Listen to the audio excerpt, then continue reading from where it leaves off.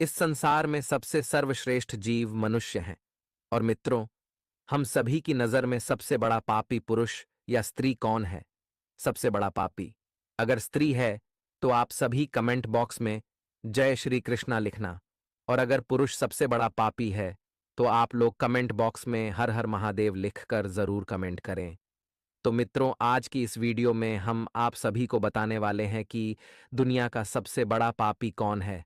तो मित्रों, हम आप सभी को एक कथा सुनाने वाले हैं। तो मित्रों, इस कथा को शुरू से लेकर अंत तक जरूर देखें और सुनें। तभी मित्रों, आप सभी को पता चल पाएगा कि इस दुनिया का सबसे बड़ा पापी कौन है। मित्रों, एक बार की बात है, एक बैल और एक गाय आपस में प्रेम पूर्वक रहते थे। और एक दिन दोनों एक साथ जंगल में घास खा रहे थे।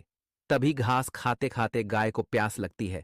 तो वह गाय बैल से कहती है, हे स्वामी, मुझे बहुत जोर की प्यास लगी है। तो वह बैल कहता है, हे देवी, यहीं से थोड़ी दूर पर एक नदी है, चलो हम चलते हैं। उस नदी में पानी पीकर हम दोनों की प्यास बुझेगी।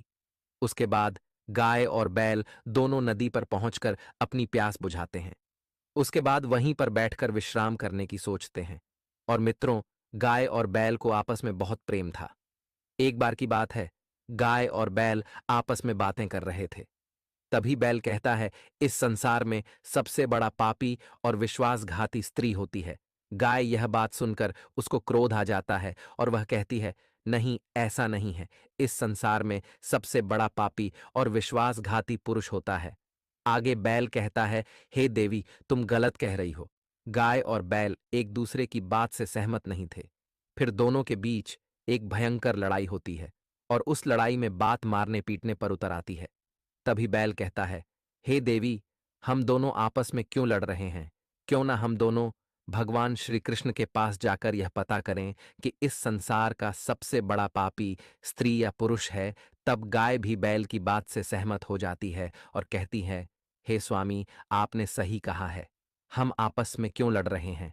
चलो, हम दोनों भगवान श्री कृष्ण के पास चलते हैं और जानते हैं इस दुनिया का सबसे बड़ा पापी स्त्री या पुरुष है।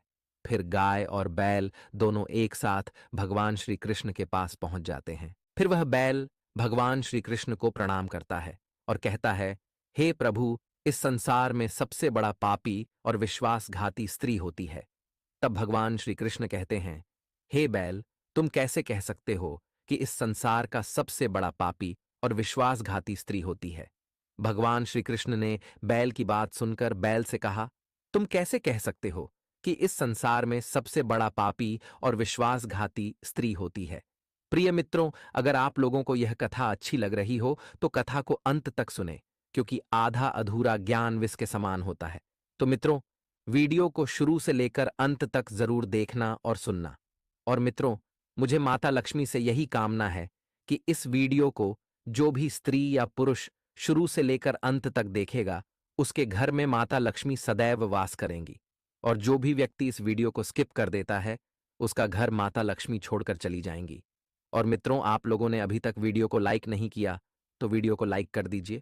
और साथ में हमारे इस यूट्यूब चैनल पर नए हो तो चैनल को सब्सक्राइब करके बेल नोटिफिकेशन को ऑल पर सेलेक्ट कर दीजिए। तो मित्रों, चलिए हम सभी कथा को आगे जानते हैं।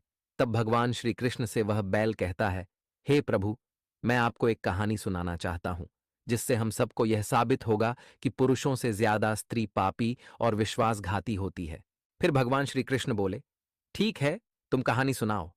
फिर वह बैल कहानी सुनाना शुरू करने वाला ही होता है कि तभी राधा वहां पर आ जाती है और कहती है, हे प्रभु, मुझे भी यह कहानी सुननी है। मैं भी सुनना चाहती हूं कि सबसे बड़ा पापी और विश्वासघाती कौन है, पुरुष या स्त्री? तब भगवान कृष्ण कहते हैं, ठीक है, देवी बैठो, आप भी सुन लो। फिर वह बैल भगवान श्री कृष्ण और देवी राधा के सामने कहानी सुनाने लगता है। वह बैल कहता है, मध्य प्रदेश में एक बहुत प्रसिद्ध राजा राज्य करता था और उस राजा का नाम था परम प्रताप। और उसके पास 4 बेटे थे, जो सभी बहुत ही बहादुर और प्रतापी थे। लेकिन सबसे बड़ा बेटा, जिसका नाम धर्म प्रताप था, वह केवल प्रतापी ही नहीं बल्कि बहुत ही सुंदर भी था। उसकी पत्नी सुषमा भी बहुत ही सुंदर और रूपवान थी। वह अपने आगे किसी दूसरी स्त्री को सुंदर नहीं मानती माना गया है। इसके लिए हर युग में महापुरुषों ने उसकी पूजा की है। नारी ने अपने गर्भ से महापुरुषों के साथ साथ ईश्वरीय शक्ति को भी जन्म दिया है। यही कारण है कि नारी को जगत जननी एवं सृष्टि निर्माता भी कहा गया है और सृष्टि को समाप्त करने का अधिकार पृथ्वी लोकवासियों को किसी भी धर्म ग्रंथ ने नहीं दिया है। यही कारण है कि भ्रूण हत्या पाप ही नहीं, महापाप भी है। इस पाप के लिए पानी को 100 जन्मों तक नरक के कष्टों को झेलना होता है। क्या अश्वत्थामा का पाप इतना बड़ा था कि भगवान श्री कृष्ण ने इसे श्राप दे दिया? महाभारत के युद्ध में एक से एक पाप हुए, लेकिन क्या जितना छल और पाप रामायण में हुआ उसकी गिनती आज तक की जा सकती है? दोनों तरफ से छल हुए, दोनों तरफ से मरने वालों की गिनती रही, लेकिन जितने भी लोगों की मृत्यु रणभूमि में हुई वे दुर्योधन दुशासन जैसे पापी और अधर्मी भी जंग में मरे या फिर जंग में लगी चोटों के कारण, यानी सभी को स्वर्ग लोक की प्राप्ति हुई। तो प्यारे मित्रों, यह कथा आपको कैसी लगी? कमेंट बॉक्स में कमेंट करके ज़रूर बताना। और मित्रों, अभी तक आप लोगों ने हमारे इस YouTube चैनल को सब्सक्राइब नहीं किया है तो सब्सक्राइब कर लीजिए और बिन नोटिफिकेशन को ऑल पर सेलेक्ट कर दीजिए और कमेंट बॉक्स में चाहिए और जय माता लक्ष्मी ज़रूर कमेंट करें और मित्र